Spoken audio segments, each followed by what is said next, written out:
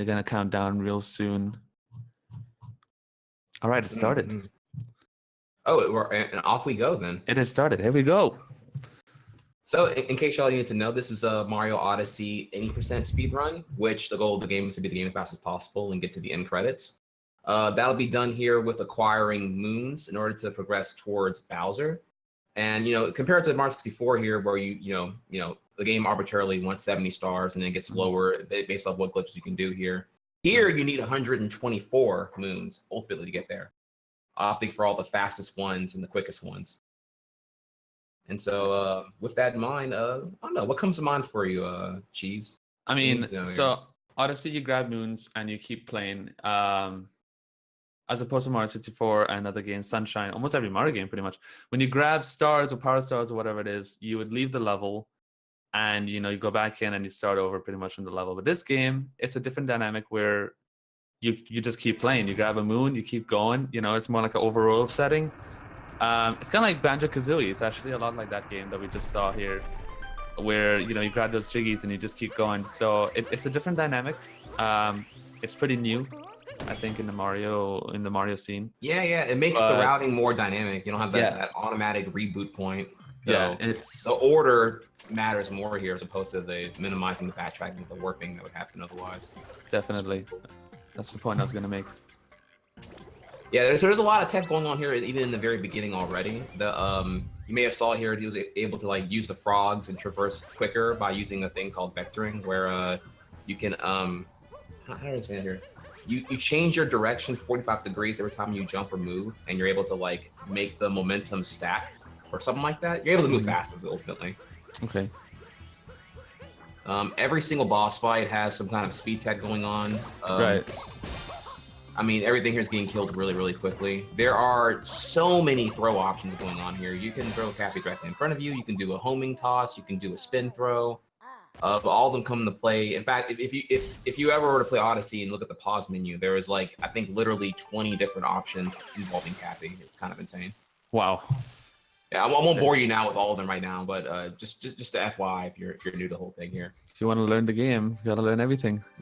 But this reminds me a lot, and we had a mini talk about this, me and Trias, about kind of comparing Odyssey to Sunshine, for example, where Sunshine has it introduces the flood aspect, where you have the water, and Odyssey you have the cap. It's kind of, they have a similar thing going on there with you use a medium to kind of influence your movement. So in Sunshine you have the flood, here you have the Cappy, and it's pretty similar in both games in that sense. But what opinions do you have, Trias? Because we kind of have opposing opinions. I thought Sunshine was very similar to Odyssey in movement because of that, but you had kind of opposing views. So what we were talking about before was that I do agree that 64 is very, very different than Odyssey and for sure. Sunshine, because both Odyssey and Sunshine have a core gimmick that is used throughout the entire game. In Sunshine, you have the flood, and the floods which you have to use to maintain water levels and whatnot. In Odyssey, it's all about using the cap and cap throws and cap tosses to traverse the entire area and whatnot. But comparatively in Mario 64, there's no such thing. The whole gimmick there, if you want to call it that, is here's Mario in 3D. It's revolutionary. Check it out. Here's a 3D camera and here's a 3D environment. And it's just, I guess the way to get optimization, I feel, is not as easily found because there's not such a gimmicky thing to utilize the entire time. Right. It's just Mario moving around. Exactly. But your thing was, you were saying that Odyssey and Sunshine are very, very similar, and I don't know about that one. I feel like Odyssey is definitely a lot floatier than Sunshine, and that comes into play a lot of areas. Whereas in Sunshine, your threats always know, can you get more airtime? And you kind of can't. You can use Flood to hover down and minimize the loss of airtime, but you can literally just gain airtime with zero loss by just tossing Happy. So that threat is minimized a lot. I guess in Sunshine and Odyssey, what is pretty similar is in terms of backups, etc. You use that medium to help you, rescue yourself or back, for backups, etc. If you fall down, you could quickly use Flood to get back up, Or in Odyssey, like you said, use the cap to help you pretty much do a lot of backups. Whereas in Mario 64, if you fall, because it's just Mario himself, you kind of, you know, it's a whole different scenario. Now, so I want to pause here real quick here because there's a lot going on here, and if we've this dynamic of me and Cheese is already really fun, but there's like so many often we're gonna miss something to commentate on, and in particular here the Nick Rose feed, you may have saw he did an awkward thing. He did like a clip after he acquired that moon out of the chest right there. One of the hot spicy things going on right now in 2018 in Mario Odyssey is there's now I don't know what the formal title of it's called, but moon acquire clips. If you position Mario a certain way, if you have any part of his body, whenever Mario acquires a moon, does his little moon, moon get pose. I guess all hitboxes are ignored during the pose animation. So if you can get Mario to like clip into anything during the pose, you can then toss Cappy and then immediately traverse out of bounds completely and come back into bounds. So the tossing of the cap initiates the clip? No, it's having Mario's position, because like when Mario's going to stop moving and just like face towards the camera and do his Yahoo! He's gonna do his pose. Right. And during the pose, all clipping is able to happen at that point. Okay. So can you explain a bit more about how the actual like speed boost works? There's a lot of moments in the game where after grabbing moons especially, they would do a certain combination of movements that gives them like a lot of initial speed. Like they get like full speed right away. It's kind of like a ground pound cap throw combination thing that they do. Yeah, it's kind of like a Mario's. It's kind of like a Sonic spin dash, somewhat. Right. Yeah, it's called a spin pound, and that is it's the quickest way to achieve your max horizontal speed very quickly. Whereas normally you would need like a running start and you have to initiate a motion roll, which is very basic. But you can you do a ground pound and then you boost after a ground pound, but the ground pound has lag. So the idea is you can, or the how you get around that ground pound lag is to do a spin jump, because you can buffer out of a spin jump. And that's the important part there. So you're doing a spin jump with a buffered ground pound that has no lag, and you come off of that immediately into max speed. Is it a frame perfect trick? No, I wouldn't call it frame perfect. It's actually pretty easy to go for. It's the only thing that's important to know there is that to do the spin pound, you have to rotate your control stick 2 complete times for it to initiate. That's the only thing you have to know. So it is a little thumb intensive, and it will arguably destroy your Pro Controller within a few months of doing it constantly. Right. But I'm sure you're no stranger to that though with Mario 64. Well, this is awesome though, because the 3 Mario games, 3D Mario games, Sunshine, Mario 64, and Odyssey have a very similar thing going on there with like achieving high speed or the fastest speed from 0 basically. Where Sunshine, basically just standing up, you can do an instant dive, which allows you to gain like full horizontal speed. Mario 64, you could actually long jump while pretty much standing up. With a lot of practice, you can get almost full speed right away. In Odyssey, there's that. What is it called? What is the trick called? Spin pounding. Spin pounding, yeah. Yeah. The most impressive and hardest, probably out of all 3 as well. Yeah, it's pretty crazy actually. But you got some pretty technical stuff too in your game though. I mean, you got the whole dust frames and everything else. Yeah, like Mario 64, the thing with optimization in general is trying to figure out how you can always get frame perfect rollouts, frame perfect long jumps, speed kicks, etc. And of course, Odyssey and Sunshine involve the Cappy and the Flood, which is a whole different case. Now, here's something I want to ask you about. Here's a hot take here. So in case you guys do not know, Mario Odyssey, unlike Sunshine, unlike Mario 64, is 60 frames per second. So whenever you bring up the instance of there being like a frame perfect trick, that 1/60th of a second, right? And the hot question for you now, Cheese, is like, I did see recently that Mario 64 recently has a 60 FPS mod that came out, right? Have you tried it yet? And do you find that it affects anything? What is it called? I don't know. I saw it on YouTube. I believe it came out of beta. It's now you're able to like download it formally now. I actually don't know. I'll look for it. It's in my YouTube history if I find it. Definitely gonna look for that. But yeah, it looks beautiful. I watched it on YouTube on 60 FPS, and I was like, "Ooh, look at this game!" Awesome. But yeah, notable though, this game is and so as we get further into the tech skill rabbit hole, there will be some things that are going to be definitely unforgiving as time continues with tech advancement. So how's the swimming in this game? Is it Is there a lot of tech going on in the swimming? Is it complicated? You know, swimming in this game is it's actually really, really different. So how do I word this here? Coming from 64 or Banjo-Kazooie, it's like really offsetting because it's completely different. Actually, you automatically sink if you press nothing, and then right, because like normally you remain. How's it work in 64? You remain stationary. But my brain's reprogrammed now because I'm so used to how Odyssey's swimming works now that I'm probably gonna be confused by how it works in previous Mario games. 64, you just press A and a rhythm, and you maintain full speed by just pressing A and a rhythm. Yeah. Right. I think it's the same in Sunshine. Or Sunshine, you just mash. I think you could just mash, and you go faster. Okay. Also, Yeah. Here it's like So whenever how do I really word this here? Yeah. There's often there's no quick way to sink other than just ground pound. And obviously if you ground pound to the floor, you're gonna have a bunch of ground pound lag. So there's like there are some instances where you have to kind of like hop in the water if it's like a shallow water pool, particularly here in Lake Kingdom. You would have to just like let him sink for a second, as opposed to like there's no button you can press to quickly get to the surface level you need to get to. Okay. I'm sorry, I'm making it kind of complicated here, but just know it's really, really different is how I would word it. You also use like a fish in this level to help you, and you swim faster with it, obviously. Correct. Yeah, one of the many things you're gonna capture in this game. Kind of like Mumbo Jumbo in Kazooie. You have like some kind of unique. I don't want to call it a vehicle, but like alternative means of moving around.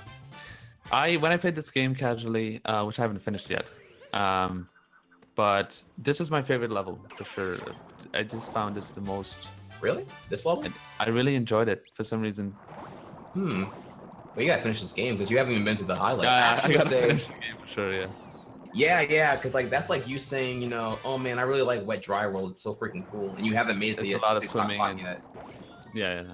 And you're like, well, maybe you like that one more actually. For sure. Because like in that regard, actually, all right. So here, I'm gonna play a game with you here. So like, what is your favorite world in 64? And then I'm gonna try to guess what your favorite world would be. Actually, it's actually Wet Dry World. It's funny you mentioned it. I really enjoy Wet Dry World. I'll tell you why. Because Wet Dry World has the way it's built. Like there's a town area and there's the main area of the stage. And the main area, the way it's built, it's made really well to kind of like mix up the movement perfectly. So you can basically use all the tools in Mario movement in that stage really well in a really fun way. And then the town area is even more complicated. It's really well made, really pretty, and everything is really close together in like a small space. So it creates even more like options for routing and optimizations when it comes to movement. Okay, and then there's a little bit of swimming in it, but just the right amount for it not to be too boring, Gotcha. Okay.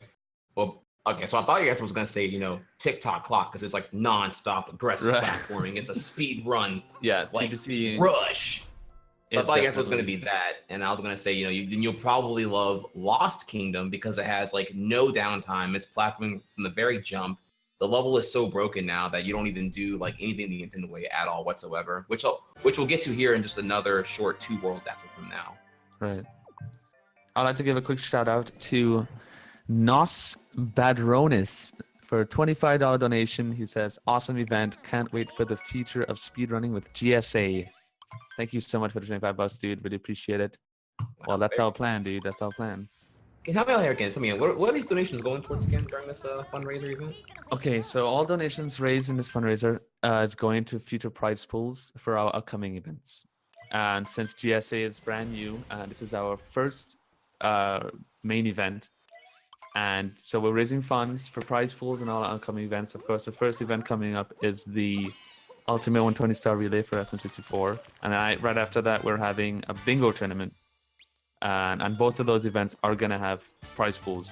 And this fundraiser is to raise money for those prize pools and upcoming ones in the future as well. And we'll probably have more fundraisers as the months goes by. So you would say that if people enjoy what's happening right now, that donations help make more of these things happen? Oh, yeah, for sure. Yep. Well, need we say more, chat? Right. And not only that, not only Mario, of course. The plan is to have as much games as we can. And the good news is that we already have Ocarina of Time on the list after just a week of promoting. All right, so here we go. So if Nigel gets this right, who's gonna get on clip? Oh yeah. Oh, here we go. This is the hot stuff. This is like brand new here. This is like the new stuff. The Wooded Kingdom route is now like this is the official like spicy hot 2018 wooded route. Seems that we all got. Oh, Stravos. Oh my god. Stravos kind of fell down maybe. Oh, we got it. Okay. Oh, that's so awesome here. Another thing to note here, I believe, is that I could be wrong about this, but there's a giant invisible wall blocking Necro from going any further. So him diverting to the left, even though it's what's needed, he couldn't go straight up if he wanted to. Right. So he just kind of goes to the side there and walks off the side to get to that nut he just already cracked. So Rails did not get the clip. The only one I did not get the clip. So that clip is frame perfect. It's at position perfect. Yeah, it's not easy. It's pretty finicky. Right. Fun factor, by the way, the nut that Nitro just got in that maze area, you can clip right there too, but it's useless because you can't get anywhere with it. You just get inside the giant building and then fall out of bounds. But you know, as Cheese and everyone else here knows, if you're fooling with speedrunning, today's useless glitch now will be useful eventually, maybe. You know, everything begins as a useless glitch at the very beginning. Oh no! Nitro falling down. Oh. But with it happens. Dying here, they're checkpoints, but do they? Oh wow, he's actually. Ooh. Wow, that's a brutal spot there. I guess in the runs they don't really worry about. There was a checkpoint. But he didn't get because right. You know, Speed. Gotta go fast. Speed, bro. Yeah. Oh man, that's a big one. Let me see. What was I say here about this? So the other thing here too, I want to bring up here, and this could be me being unique here, but like, yeah, whenever you're in panic mode, because so many of the optimized actions in Mario Odyssey are tethered to motion controls, I find it like I play more erratic and bad whenever I'm under stress and panic. Also note here too, something very, very important we should bring up here is that when you speedrun this game, you may have saw here whenever for Nitro's death, he bonked. The bonking here is particularly brutal. I believe whenever you bump into a wall, now correct me if I'm wrong here, I don't think there's even a penalty for this in Mario 64 or Sunshine comparatively, but if you bonk into a wall, 1.8 seconds. Right. It is excruciating. It puts you in tilt. You know, in your head, you're thinking it's much worse than it actually is. And definitely you get, you know, yeah, and like, Odyssey's not a game where you can press buttons fast to play better. It's more about a game that you need to press buttons precisely to play correctly. Right, and this is actually, well, actually thinking about it, pretty much all the Mario games are like that. It's a lot like that, where it's just about precise pressing. Mario 64 is the same thing. But in terms of bonking, like you talked about, it is, I think, almost the exact same time loss in Mario 64. You lose close to 2 seconds for bonks. Because not only that, you lose all your momentum, so you have to build the momentum again, and that's what loses most of the time. Like, for example, missing a single swim, you lose a second every time. Because you have to build back up the momentum from zero, and that takes some time. Gotcha. So another boss fight here. Something about it here. Maybe it's like there's something about the way bonks work in Odyssey that I felt was particularly different than the other ones. Oh, definitely. I don't know. It's like the walls are sticky or something, or like maybe you don't get repositioned. Like I feel like maybe if you bonk in other games, because like here you'll bonk and it won't like put you. How do I word that here? I don't know. If you panic, you're easily inclined to just like bonk again. Yeah. Just completely fix yourself. I noticed that about Odyssey when I played it. It was the bonking in this game, and I see people complain about it all the time. It's definitely almost the worst. Because you bonk, no matter what angle you have, I think, if you run into a wall, you would bonk. But in Mario 64, for example, and once you have an angle that's like more than 45 degrees, you could go into the wall and you won't bonk. So you're pretty safe. So we got some hot mid-run commentary in chat from Necro, who said he had no idea that I was going to end up at the shop. Never made that mistake since the new route. Yeah, that's an unfortunate thing there too. But you know, hey, it's all about the it's all about not entering tilt and maintaining yourself. There's still plenty of tricks here that could potentially catch Necro up. So don't give a hope yet, chat. That was a pretty costly death in proportion to how crazy the route is and how good all these runners are. But there's still Snowdram coming up here in Snow Kingdom.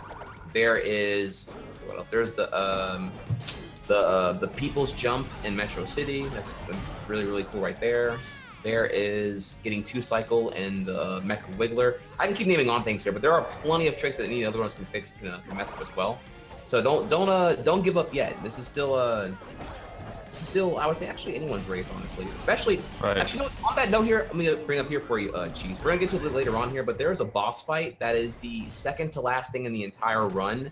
That is like notorious for being the run killer. Like everyone here is really, really good, but when you see this wooden mech Gundam looking thing they're gonna fight later on, it's like either you get the fight or you don't. Either you get it or you're going to lose like over a minute if you don't get it. Period. It's funny because almost every Mario game has that going on. It's always like a boss or something right at the end that is the run killer. Makes it that much harder. I'm not surprised. Yeah, what would you argue is like the run killer, the number one run killer late game of Mario for you? Is it Bowser 3? Is it a TikTok 100 points? Bowser and also Rainbow Ride. Rainbow Ride. Rainbow Ride is just by far the hardest stage, and it's the last stage in the game. Everything, because you die. you basically die for every single mistake that you would make. Almost every single tiny mistake is a huge deal, and that's why it's so scary. Yeah, like I said, we have a really good relationship, me and Rainbow Ride. I've lost hundreds of runs there, but not surprised. I want to talk about actually before I get into that, we have another donation. Mr. Caden92 donated $25 as well. He says, I want a jersey. Well, guess what? You're not only eligible for the jersey. With the $25, you're now eligible for the jersey and also the signed N64 bundle. So congrats, and I wish you good luck. I'm gonna give a quick shout out about talk a little bit about the prize giveaways. Yeah, please. It's on the command as well. Exclamation point donate. The giveaways are as follows. For a $5 donation, you are eligible to win a copy of Celeste. $10 donation, you can win a Beast Coast backpack. $15, you win a Beast Coast zip-up sweater, or hoodie rather. And a $20 donation, you can win the official Beast Coast jersey, the professional gamer jersey, with all the sponsors, etc. And the $25, of course, the N64 bundle with the N64 console, N64 controller, and SM64 cartridge all in one. All signed by yours truly. So yeah, dude. Thank you so much, Caden, again for the donation. Pretty sick, actually. And so I could win a cheese autographed 64? Yep, with the game and controller. Yeah, I mean, and how are you going to get world record in Bob Cheese without having that? So you got to get that in there. Right. So talk to me a bit about RNG in this game, Triax. How does that work? Is there any RNG? RNG is pretty low in this game. Probably the biggest factor is actually where everyone except where they are right now, the bottom two. They're in New Donk City. One second. Frank Z in chat coming out.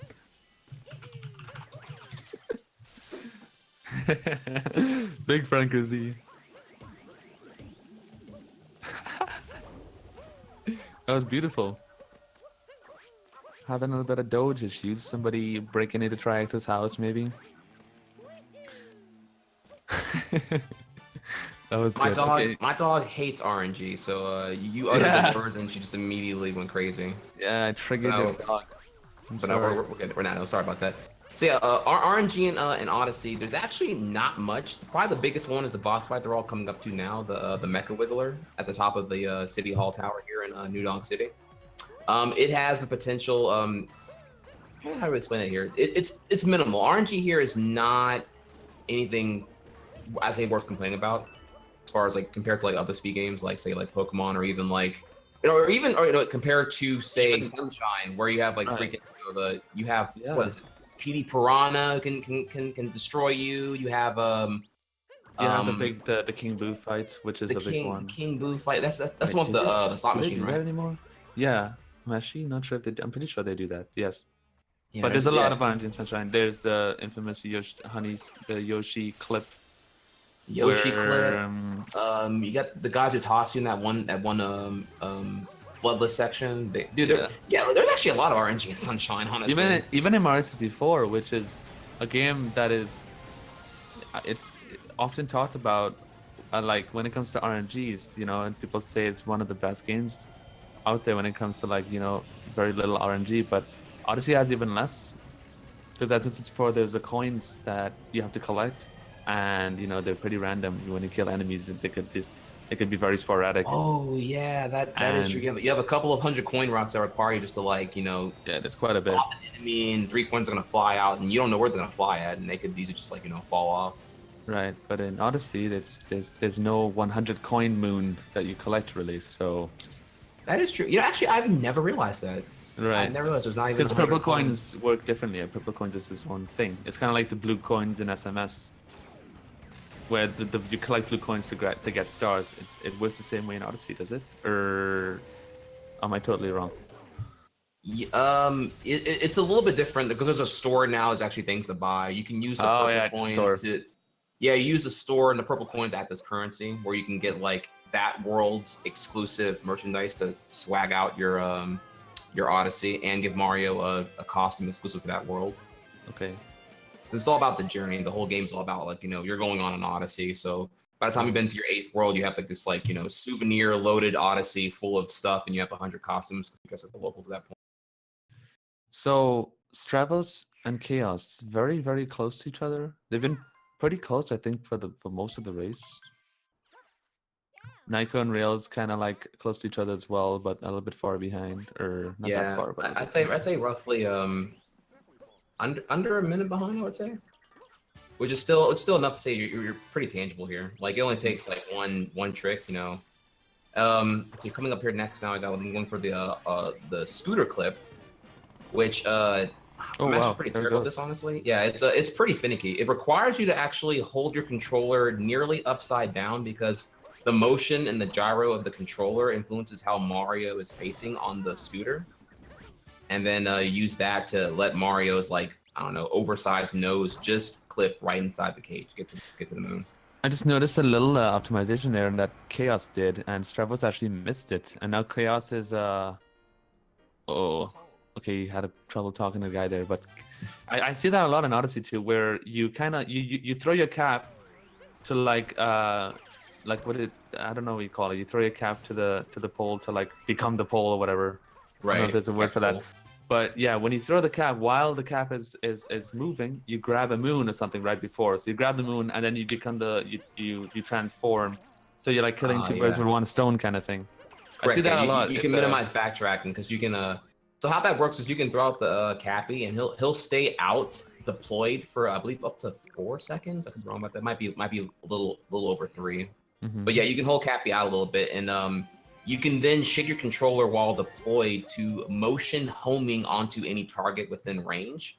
In this case, being the traffic pole, and you'll instantly teleport and capture that pole. So you can always do that, as long as you know your distances really, really well. That actually gets used a ton more way earlier in Sand Kingdom. But yeah, it gets used here too. It's some hot tech for you.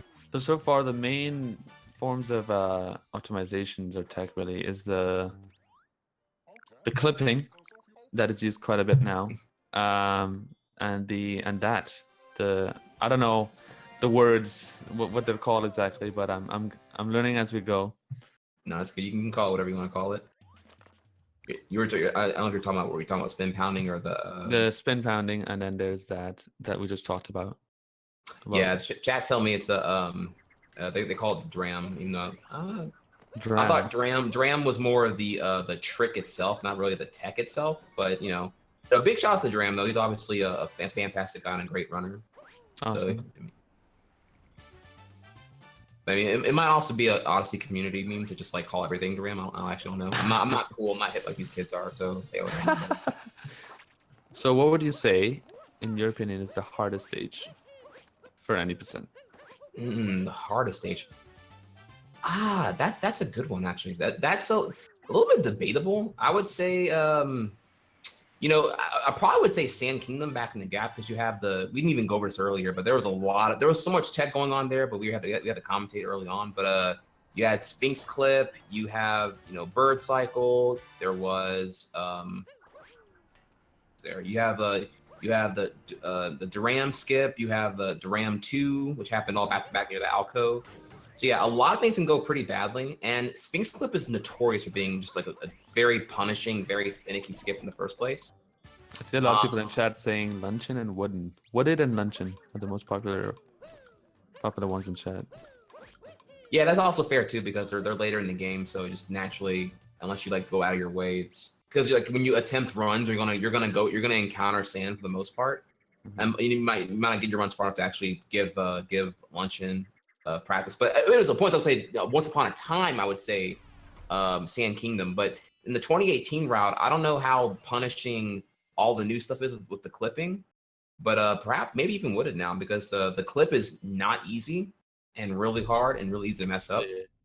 And even worse yet, actually, if you recall, whenever everyone was clipping into the mountain and getting that one moon behind the entire mountain wall, if you do not do it the right way, you can end up stuck soft lock there because you don't have the tanks loaded to capture to even break open and free Mario right there.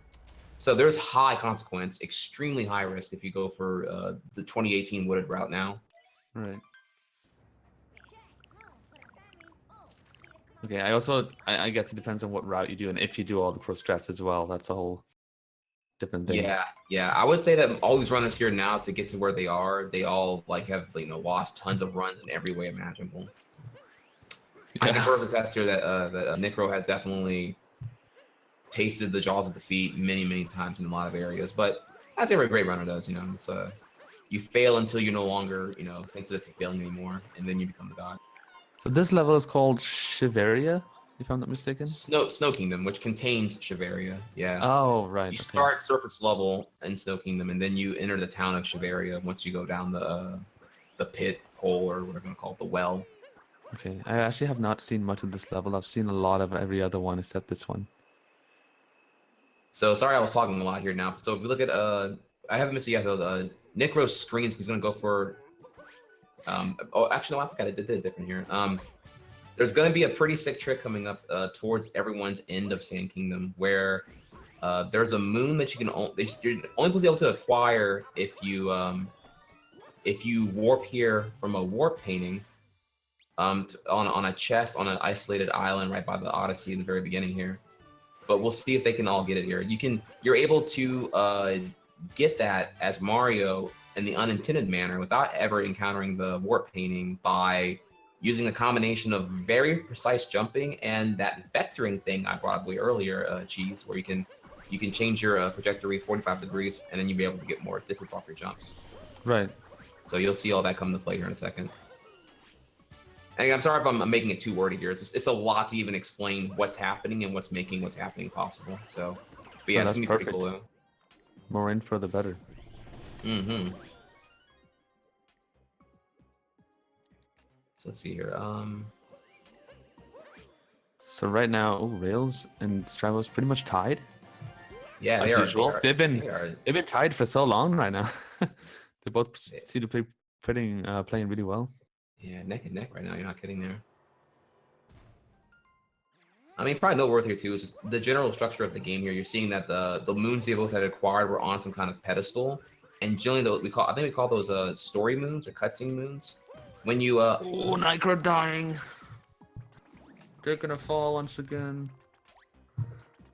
Oh man, doesn't look too bad. He kind of spawned in the same area. I don't think it's that big of a deal. Yeah. Typically, actually, I was really surprised that his death earlier in Wooded Kingdom actually was so costly because I've never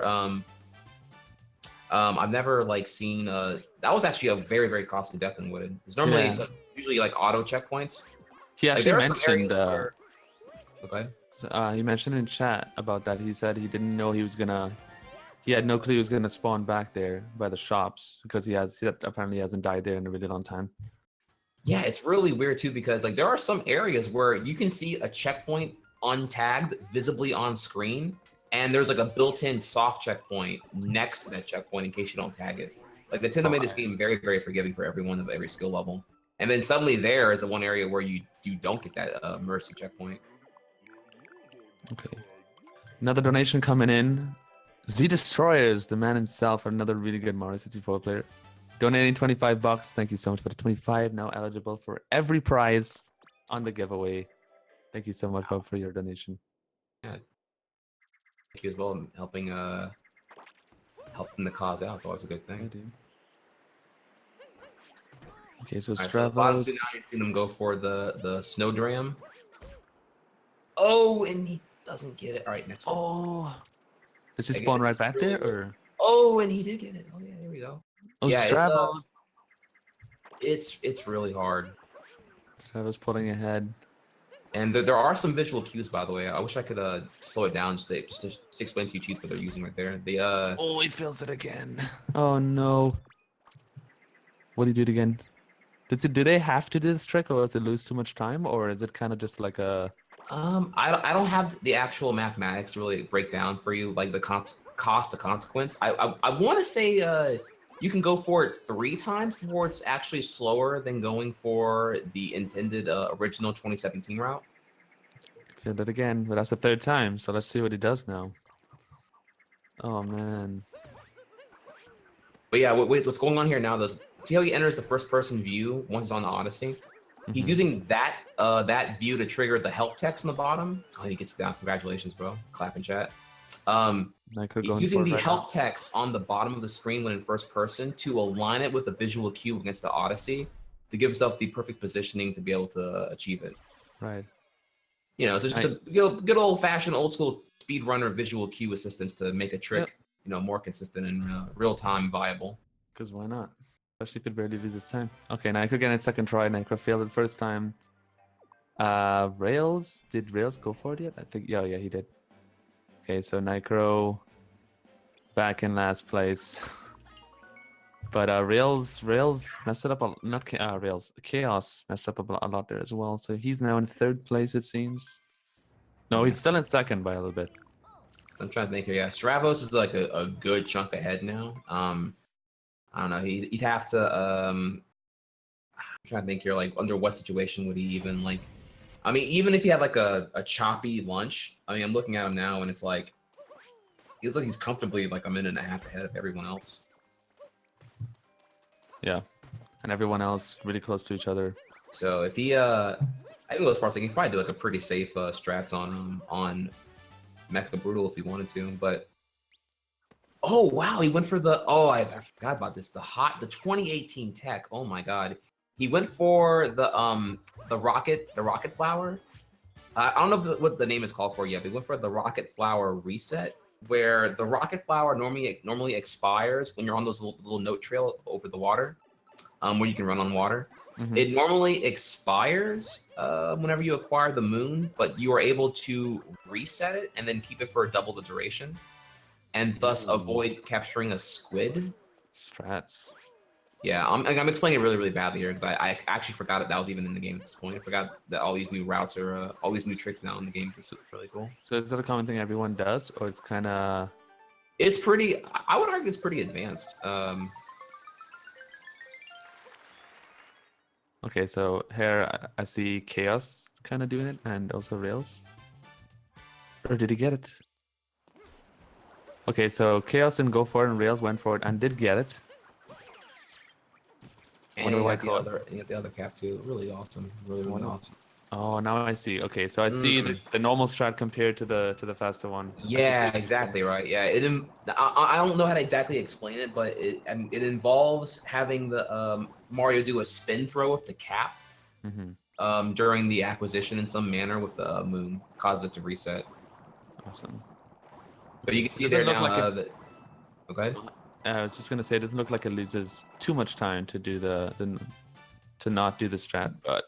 Yeah, you know what it is too though? Like, so everyone's really, really open to just like, the community is very, very collaborative in Mario Odyssey. And if you ever come by the Mario Odyssey Speedrun Discord and come down to the Discoveries channel, the fact that you can now just like, you know, use the Switch's firmware update to just show off any 30-second clip from your Switch without having like any kind of capture equipment.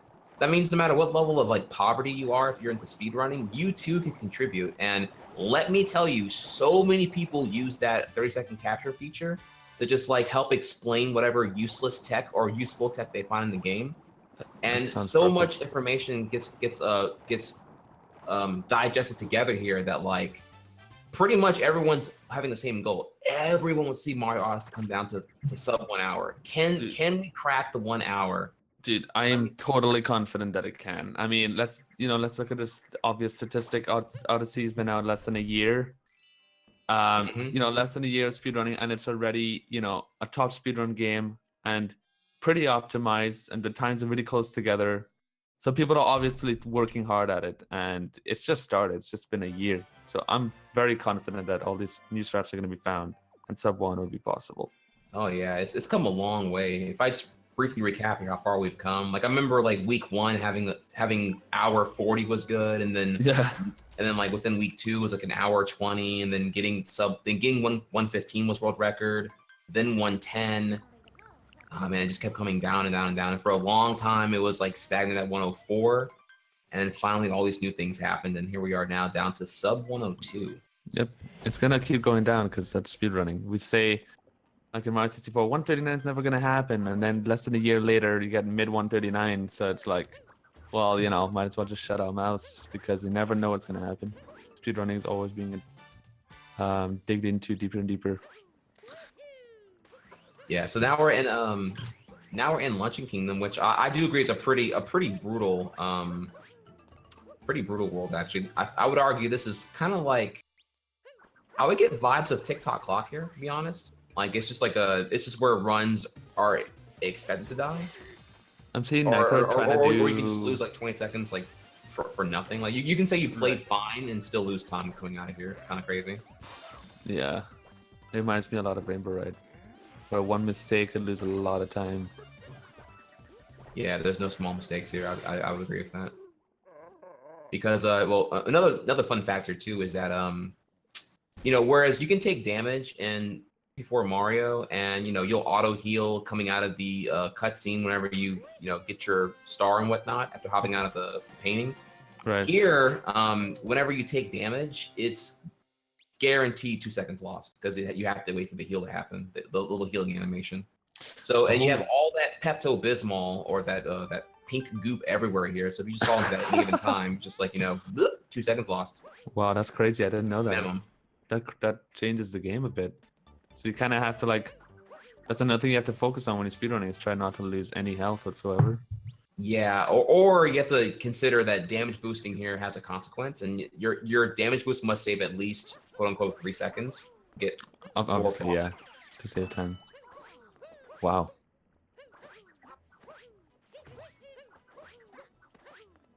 Yeah. So we got that. Okay, I'm trying to keep up here, watching everybody's streams.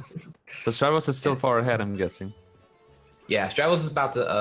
I'd call it the halfway point. He's entering that the flickin' fork room now, where you capture as a fork, and you're going to.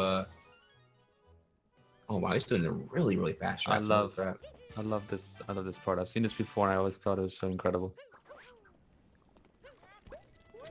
Wow, actually, I didn't know about that. That was really cool. He did in the beginning there. You might have saw he had like a absolute crap ton of height, and he skipped capturing the first fork and immediately went to the second fork that's a little bit higher. Mm-hmm. I don't even know how he actually did that. I wasn't even aware of that being a strat now. He just got a crap ton of height. I'm guessing it was like a spin pound with like a very optimized peak homing throw. Nice. That was really cool right there. Seen a lot of little mistakes from Nicro and Luncheon. Yeah, it's like I said, it's a game where I don't want to use the T word, I don't want to say that they're in tilt, but like it's very easy to. Well, you're infamous too. If you're playing a race and you're behind, and you're like, okay, well I'm behind, I have to now play riskier to ever have a fighting chance to catch up, right? Mm-hmm. So maybe perhaps he's just like trying to like over optimize, and he's just like being a little too impulsive. Yeah. I can definitely relate to that. I do that a lot. I think it's a really common thing in speedrunning. People want to go faster than is possible, and then end up messing up really hard for it instead of just sticking to the strats, sticking to what they know, which I think is one of the most important things in speedrunning. Not doing things that you haven't practiced, and a lot of people tend to do that. Oh my god, I preach this all day long. You are not wrong there. One of my favorite I guess philosophies in speedrunning is that or how I approach it with practice is that you have to when you're out of things to practice, it's time to test stuff with runs. And the runs with the splits that are red and bad or whatever tell you what to practice. So it's a feedback loop. Yep. So of course. I mean, that's I think half the point of the splits in the first place. But yeah, no, that's a philosophy that I try to preach, but I need to preach it more, honestly. The fact that I'm a huge believer in doing strats that you know, that you practice. If there's a new strat or something that you know exists, but you haven't practiced it, even though you know it's easier, don't do it, because don't do it. Even if like there's a pro strat and it's way harder, but you know that strat and you don't know the easy one, do not play safe. You gotta do the things that you know, because at the end of the day, that's what you practice. Runs are not the time for experimentation. Exactly. Ultimately, that's what you're doing. I can't tell you how often that I've been like ahead. Hear me out, right? I've been ahead. I'm on PD pace in a speed run, right? And I'm like, okay, I don't want to go for the risk damage. I'm gonna do the unpracticed safe strat I haven't done in a while. Right. So I'm on pace right now, and because I'm unfamiliar with it, because I don't do it as often, obviously. Yeah, you mess up. You mess up the easier strat because you don't know it that well anymore. Right. So that's happened to me in countless occasions. Right? Like I'm sure it's probably some kind of like finicky, easier version of Lakitu Skip and Rainbow Ride. If maybe I don't know. Maybe oh yeah, they're like 3 different strats for Lakitu Skip. Lakitu Band, sorry. So I don't think anyone really had that much of like, or any big mistakes in Luncheon. It seemed to go decently smooth for everybody. Yeah, I'll push it up. Sorry, I apologize, Chad. I was in the middle of going over philosophy, and I didn't get to cover the unpatched exclusive trick, the turnip clip that occurred in the earlier there. But yeah, I think everyone actually already got it. So coming up now, though, now we're already coming out of Luncheon now, is Forgotten Kingdom. I forgot actually what it's called now. I just call it Dark Souls 4. Yeah, it looks like it.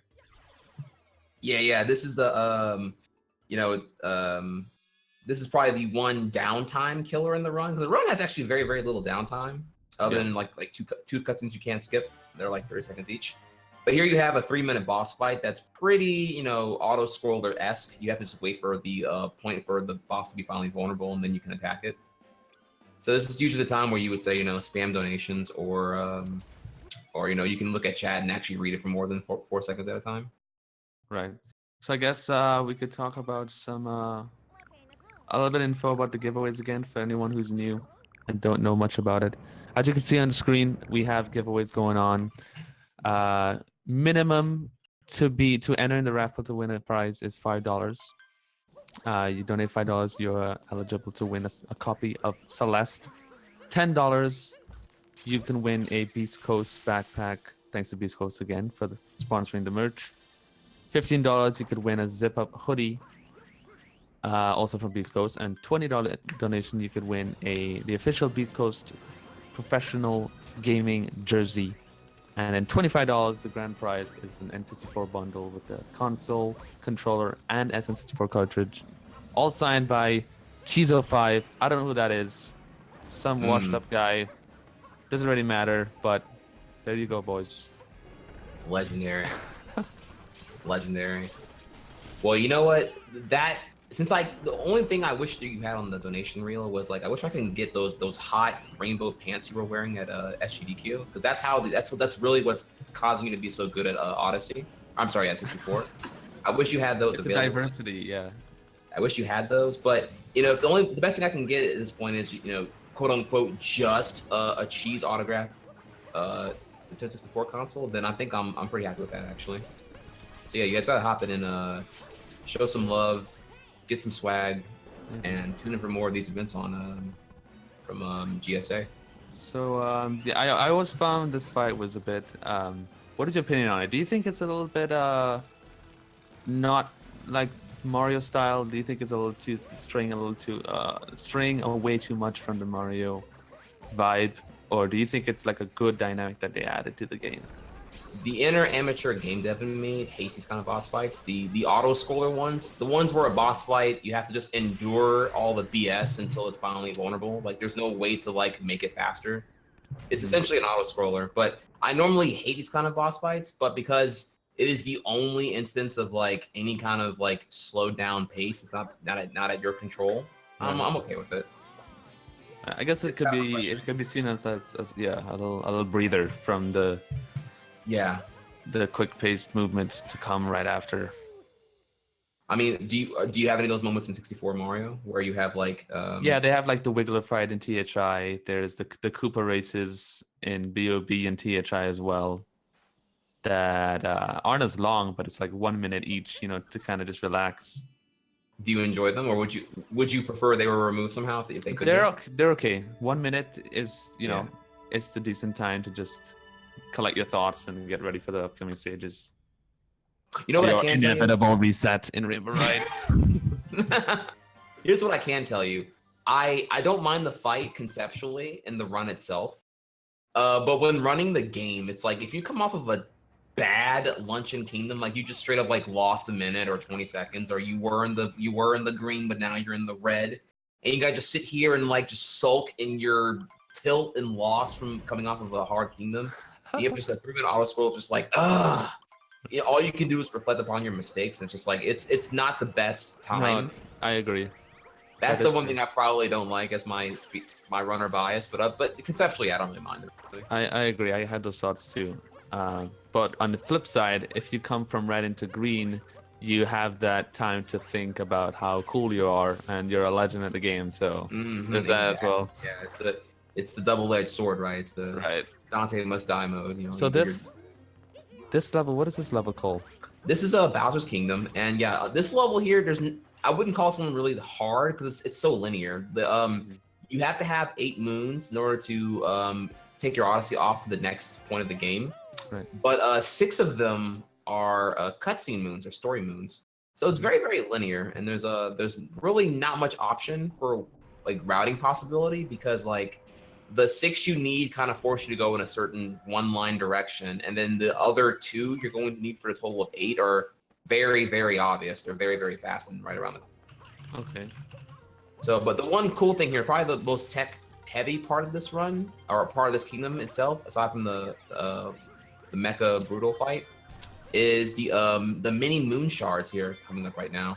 Or a couple of them already past this point. All right, I know about those. Yeah, they're really, really cool because you can do all the things we brought before. You can use you can toss Cappy. You can do the homing toss after Cappy's deployed. You know, it's a lot of things going on right now. Kind of reminds me of Yoshi. You don't have to actually be physically near anything you need to get your objectives done. You can kind of use Cappy to do all your dirty work. It's really, really cool. But yeah, and then you got the moon mini shards. You have here the you know, your the brutals coming up now with wear the hats. You know, every boss in the game wears a hat, and so it's there to like, you know, ridicule you, and you have to like knock their hat off to get them vulnerable if you haven't noticed yet. So basically, go on. Oh, that's it. The hats play a pretty big theme into showing you very obviously how the vulnerability of the boss fights work, even if you're completely new to the game. Yeah, I mean, in Mario games, the boss fights have always been really obvious. But Mario, I mean, the good thing is they don't focus on the boss fight as much. It's all about everything around it, the movement and the speed. But so I noticed in this level, you're kind of doing every boss fight again. You're doing all the boss fights from all the other stages in one. That is true. Yeah, you're revisiting here somewhat for this world, but if you were to play more of the game and do like a longer category, like, you know, I don't know if I want to spoilers here. You eventually go to the moon. Right. Once you make it to the moon, there is a dedicated boss rush level where you have to do all that again. So okay. you see them over and over again. So the other boss fights harder now, or are they the same as the first time? Well, yeah, they're all harder now. Correct. For example, here the female brutal here, Harriet, that's being attacked here on the top 3, or the 3 screens that are going on right now. Mm-hmm. Before, she would only throw like one spike ball back when you would originally encounter her in Sand Kingdom, but now she throws 2, and she's more of just an annoying little brat, if you will. Yeah. I was going to say. And also the I forget what's his name, Hatter. I don't know what it was called, Top Hatter, the green caps here. When you encountered him originally in the beginning of the game on Cap Kingdom, he only wore 3 hats. Now he's just gone hat crazy, and he has like 10 hats now. And they all go everywhere. Also notable here too that because we're doing fast drafts, you never get to see the hats scatter around, but he'll hide under one hat and have the other like whatever 9 or 10 hats just scatter around crazily, and it's really really hard to find them quickly without losing like 5-10 seconds trying to find them down. Right. So, but of course, fast drafts prevail, so you skip all that, honestly. So Stravos was still a big lead, it seems. Finishing up here, I believe. I think. Yeah, he's about to actually go into the Mecha Brutal fight right now, actually, which is what I done earlier, the Run Killer. So this has a lot of important parts in it, right? Oh yeah, there's so much going on here. He already fell down.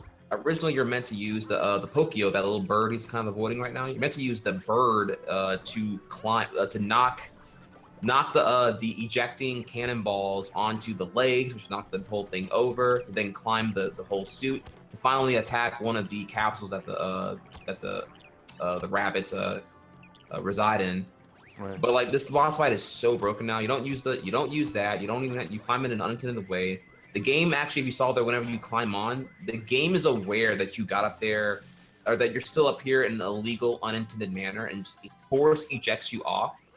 However, you're able to use an obscure combination of movement options to keep your height and still make it back to the top of the Mecha Whittle. Anyway, Stravos fell down. I don't think he meant to do that. Yeah, if you saw there, he fell down while in a twirl. So he was trying to go for a spin pound, but just happened to barely miss one of the platforms. Oh no, this is damaging. Everyone else seems to be catching up a lot right now. Like I said, yeah, this fight is oh my god. And once the legs close up, yeah, you're forced to endure the 30 second loss right there. Yeah, wow. This fight is he missed the Pokio poke there as well. So yeah, so you have to kill all on the side and then the top one. Yeah, we have a race now. This actually can go. Yeah, this is actually Chaos taking the lead. Chaos taking the lead now. Oh my god. And Stravos is right behind. I mean, it's still anyone's game, I think. Still anyone's game, definitely, yeah. Because there's again, spoilers for cheese. Now we're going to be going to the moon here shortly, and there you have to fight. There's the moon skip. There is just a whole idea of optimizing the moon gravity, which will involve more vectoring. And then there is the second Bowser fight, and there's also the dreaded 2D skip. All of these combined, if you get them all first try, can definitely add up to, especially for Chaos versus Stravos here, can definitely add up to some upsets in the very end.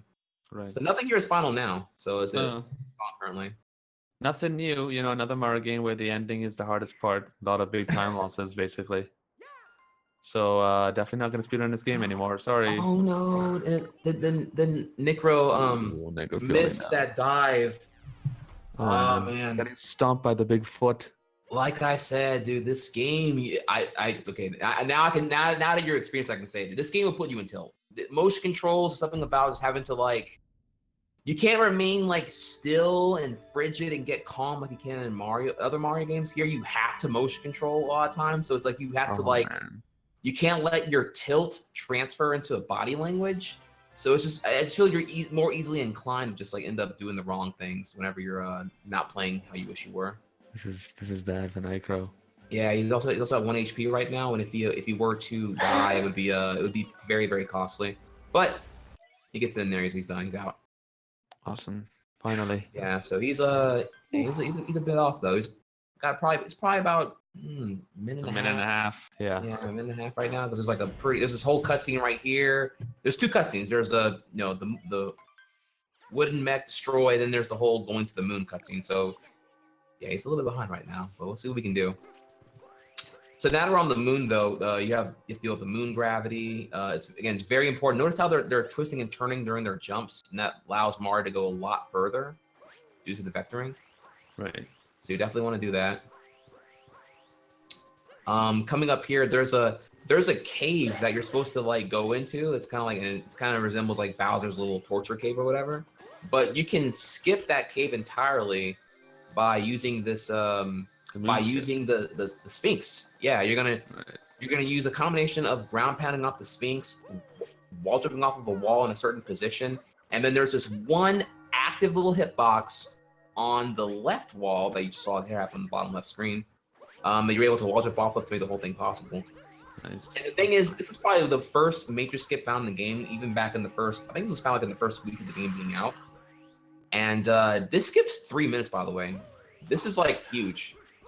Stravo's having a hard time. He's now 3rd place. Can he get it this time? Okay, got it. Wow, and like I said, y'all, upsets. Still into Moon Kingdom right now. Still anyone's game though, honestly. If you so in the Bowser fight, there is vanilla fight, and then there is the fast strats. Fast strats involving taking some damage. You do some damage boosting in order to immediately acquire the cap tossed by Bowser. It happens during phase 2 and phase 3 of the fight, and not getting that strat down could cost you, I'd say probably like maybe 10 to 20 seconds each one, depending on how quickly you can scramble to get the intended cap. So you potentially have here 40 seconds of time loss if you don't get these on first try. But so what they're doing is they're jumping on the hat right before it activates. So you just grab it as soon as it's ready, basically. Correct. Yeah, you are the active hitbox to acquire Bowser's Toss cap is not active until the cap is lunging forward and ready to attack Mario. So you need to have Mario above the cap and ready to deploy Cappy so that you can frame one, hit the cap before Mario is touched by the Bowser's cap. Sorry, I'm using the word cap a lot here, but yeah. Oh, that's why he purposely takes damage, so he can't be affected by the other ones. Correct. Oh, yes. Okay, that's awesome. There's also some other. It's a little more complicated than that too, though. I'm just kind of getting into the basics here. There's also an active invisible wall that happens if you fail the trick as well. That makes it kind of hard to recover. So you just have to like if you fail the fast strat, you can't recover and do it again. You have to just like go for the vanilla strat at that point. Okay, so just getting used to the timing and jumping on the right time. Okay, not too bad. This part of the run I always really enjoyed. The fact that you use Bowser is so cool. Yeah, one thing actually important to bring here, because I actually didn't notice until someone pointed out to me when I first played the game casually, is that Bowser does have a triple jump, which is going to make this whole skip right here possible. 1, 2, 3. That's awesome. That leap right there is only made possible by doing the triple jump height. You also can notably, I believe you can stall your height a little bit by doing the Bowser attack swipe while walking around as Bowser. So if you feel like you're not going to make that jump a little bit too soon, you can do a swipe in order to make it as well. And then here you have 2D skip. All right. So now that Chaos went for 2D skip, which saves, I believe, 1 second. But if you fail it, you lose everything. You start at the very beginning of the final battle section again, losing. Oh man. Yeah, it's a big risk, but when you're world record class, you don't say no to the fast strats. You gotta go, dude. You gotta go for it. Oh, and there you go. Then Travis got it as well. So the final thing that they're looking at now before they can finish the race here is the dreaded 4 pillars. Right. The camera during this section is so uncooperative. It's actually insane. Because you're aiming for them so early, the camera's just like refusing to accept you. So every pillar requires 5 fireballs to hit to knock over. And you can use Fireball Spit by Bowser or the Attack Swipe by Bowser to do it, or any combination of the two. Okay. But you can see here now, though, in the distance, that there's a bunch of falling meteorites, kind of blocking your way, just wanting to slow you down and whatnot. So there's sometimes where you've seen them they could fire faster or fire in a different way. Oh, that was really good by Chaos. That was actually a really, really good fight. Holy crap! All right, Chaos is taking first place officially. That is going to be GG right here. Time as soon as the Bowser blasts off. Yeah, notice how he was at the 3rd pillar, never even walked towards that bottom right, the 4th pillar, because he had all of his fireballs hit as he was pushing the very beginning of the section. Really good there. Congrats to Chaos taking first place. 103, high 103. Awesome. Yeah, awesome for a race. Dude, good stuff. And Stravo's coming in 2nd place. No, wait. No, Rails took 2nd place. Right behind him, and then Stravos. Wasn't even looking at Rails. Oh, look at that! Look at that! Upsets all Oh around. my god, it's so close too. Oh, and Strauss had a fantastic run too. Yeah, except for that Where one did that fight. happen again? That was all at the all because of the Mecha. Mecha. Yeah, pretty much. That was the only big thing. Yeah. Awesome, Welcome man. to it's like Odyssey. it's yikes. Yeah, Odyssey. Yo. Yeah, but what I like so much about this Bowser area too is that it creates a lot of room for improvement for optimizations with the fireballs and stuff in terms of destroying these pillars. Like you could have all different strats to save time. Indeed, Nightcrow yeah. taking the L, taking the big fat L, taking last place. But you know what? We all love Nightcrow. And We all love Nitro indeed. at the end of the day, Yeah, but each to everyone. Oh, also noteworthy here too, by the way. I mean, that's something more for you to think about, ponder on here, Cheese. When you're firing the fireballs, I don't know if you assumed that it was a button press, but it is a motion. You have to like fling your controller down to do the fireballs. oh really? Okay. Wait, do you have to? It's either it's faster or you have to create it. But yeah, you fling your you fling your controller up and down. Do it.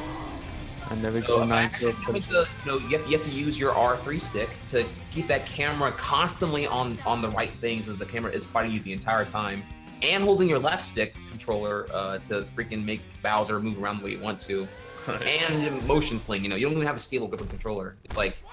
It's a very new skill, I find. I found motion controls of this requirement, of this extent, very hard and punishing in the first 2 weeks of playing the game, but I eventually got used to it.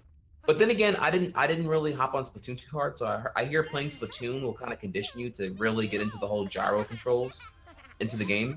Mm-hmm. But I found it very hard for speedrunning to get used to it at first. Okay. Well, But yeah. Nightcrow finishing it off. Congrats to everyone on the race. Really close for the top 3 were really close. And I kind of had a feeling this was going to happen because, again, Odyssey is this kind of game where there's not really any RNG, and these runs are really close in time, so... Yeah, I also would agree that's because, like, everyone's a top runner here. That could have been anyone. The minute any one of these top runners would have entered, like, their first, obviously visible, glaring mistake, you're at the crossroads, right? You're like, hey, do I play how I would normally play and don't reflect upon the mistake, or do I play riskier and tighter to try and make up the lost time? Do I settle for a 3rd place, or do I try to go for the comeback by playing max YOLO? And with race stress, it's always gonna be a thing like that. When you're playing at top level, whenever everyone's like bad and no one has practice, and it's like kind of like more fun and predictable. But when you're high level racing, it can be stressful. Anyone could win, dude, and that's what's great about it. And Definitely. that's why we believe that it's time to take it to the pro level, because anyone could win, and you never know what's gonna happen. Yeah, one more see thing Chad. about that. Go on. Oh, yeah, one more thing about that too is the fact that racing requires a different, I would say, skill set as far as mentality goes. Because when you're going for world record or like a personal best time, you're thinking more like okay, I can just reset whenever I want. So I don't have to challenge myself mentally with the whole like dealing with and coexisting with the mistakes. If I get a bad mistake that I hate, I'm just gonna reset and try again later on. But with the race, you must cope. You must have the ability to cope with, reflect upon, and get out of tilt if you are entering it yourself. That's a very not underrated skill to have. I personally suck at it myself, but go ahead. Definitely true. I mean, I say the same thing all the time. And not only that, bringing in other events other than just like races, when you add in stuff like bingo tournaments, etc., it's a whole different it's a different ball game, because bingo introduces the whole like routing factor. You have to come up with routes on the spot, and then it's a whole different mentality as well. It brings in more than just the same races over and over, and anyone could win. Especially Mario 64 bingos. The players that are not even top 30 in terms of like PBs are the ones who are really good at bingo, because they know the game a lot more. They're really good at routing, and that at the end of the day what contributes to like getting the wins in bingo. So adding that is like a whole different dynamic into the whole tournament scene. You're not getting there, man. Yeah, bingo.